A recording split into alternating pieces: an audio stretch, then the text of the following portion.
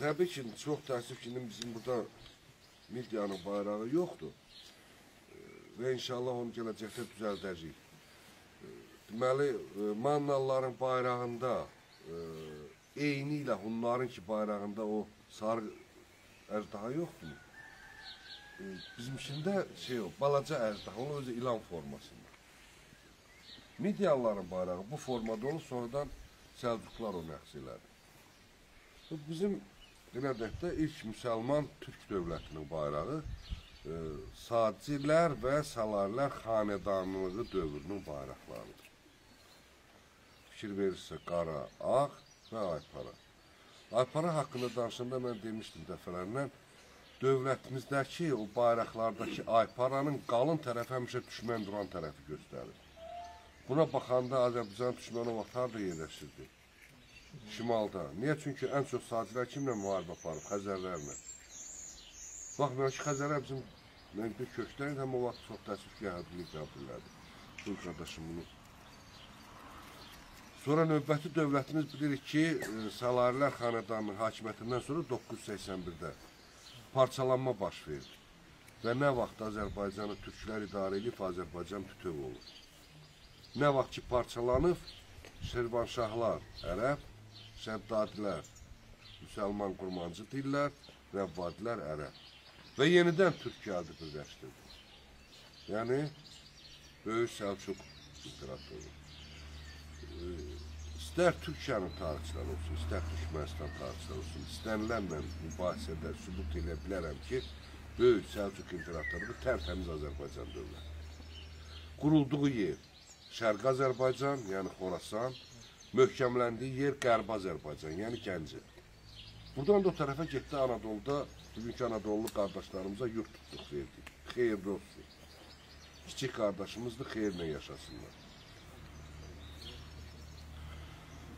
Ondan sonra bilirik ki, Səlcuqlardan sonra, yəni bu həm də bizim Atabəylər dövlətinin bayrağı salib. Şəmsəddin Eldəniz dönəminin.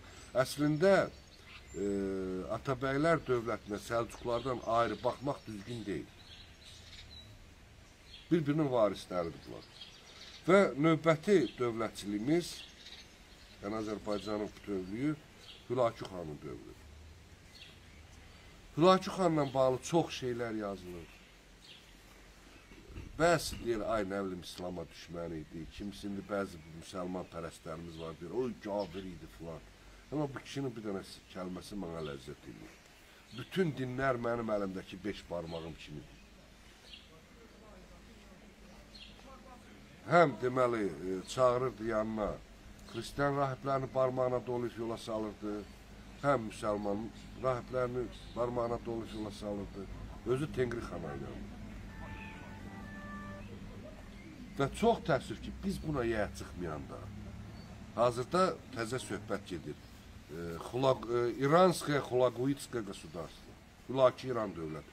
Hülakü nətər İran dövləti ola bilər ki, paytaxtı əvvəlcə Marağa, sonra Təbriz, sonra Sultanin yolu. Bunun İrana dəxli var? Yoxdur. Kəstirdiyi pullar, indi bizim öz necini tarixçilərimiz deyir, Uyğurca idi. Nə o zaman dil bölünməmişdi, Türkçə idi. Kəstirdiyi pul Türkçə idi. Və Hülakü xandan başlayaraq ta 1925-ci ilə qədər indi İran dediyimiz ərazidə kəsilən pulların üstündə yazılırdı. Sözümüz bu kişidən başlayır, Hülakülər dövlətimiz. Növbəti bayrağımız tarix kitablarımızda qara qoyunlu yazılan, əslində isə Baharlı sülaləsi tərəfindən idarə edilən dövrdə Azərbaycanın bayrağıdır. Firuzəyi rəngdə və burada fikir verin, burada qoyun filan yoxdur. Butadır. Bu buta Baharlı sülaləsinin tamğasıdır.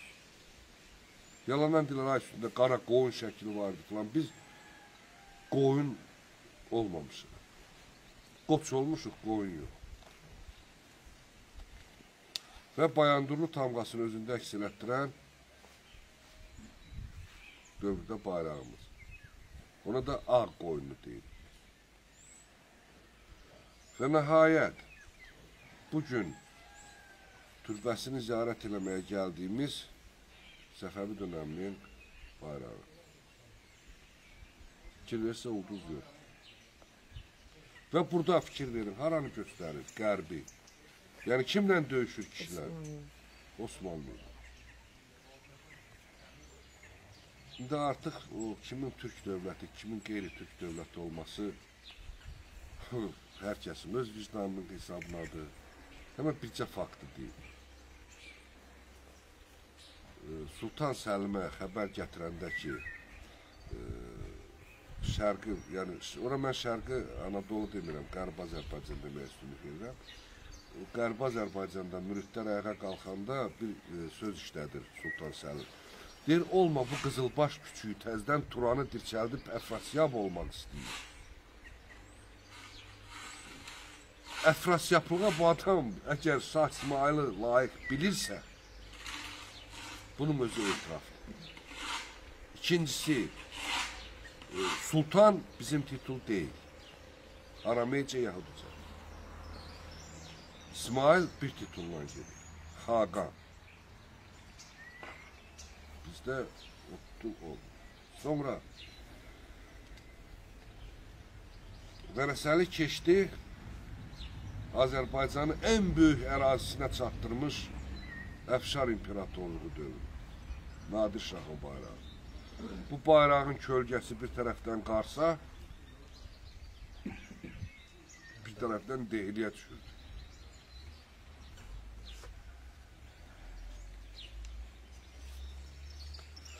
Və bilirik ki, Adil Şah Əfşar öldürəndən sonra xeyli yeni Azərbaycanda çaxlaşma dövrü olur və bu dəfə Qacarlar xanedanı gəlir. Bu bayraq 1925-ci ilə qədər Məmləkət-i Məhrus-i Qacarın bayrağı idi.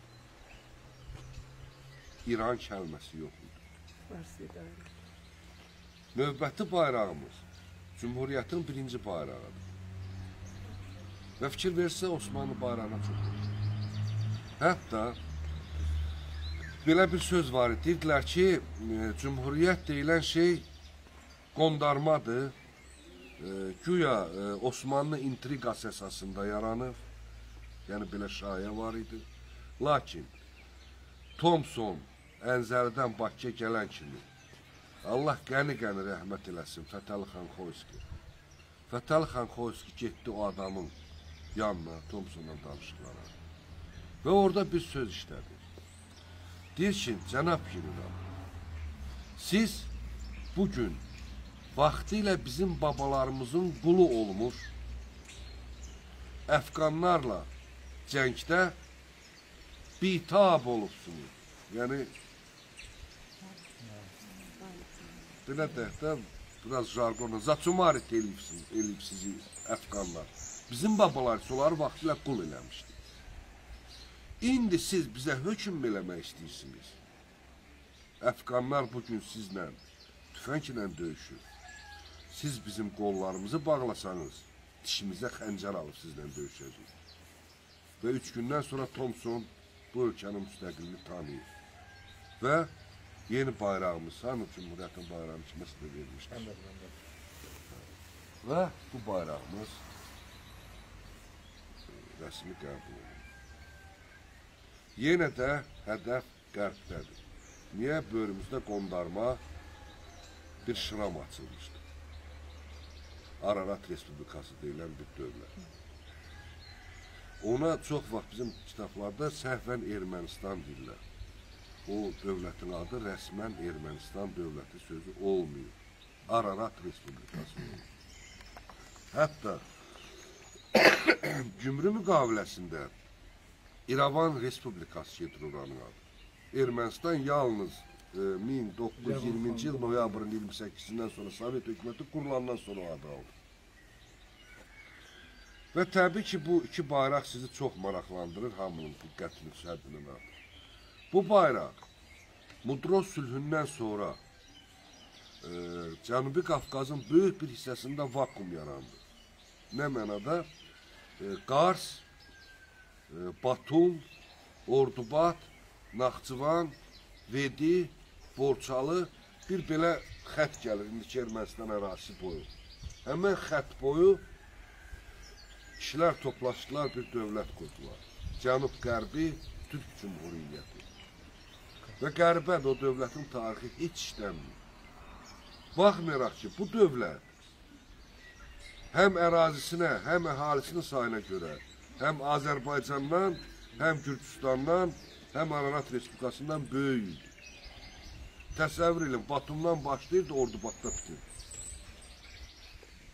Sonradan təəssüf ki, İngilislər bu dövləti parçaladılar.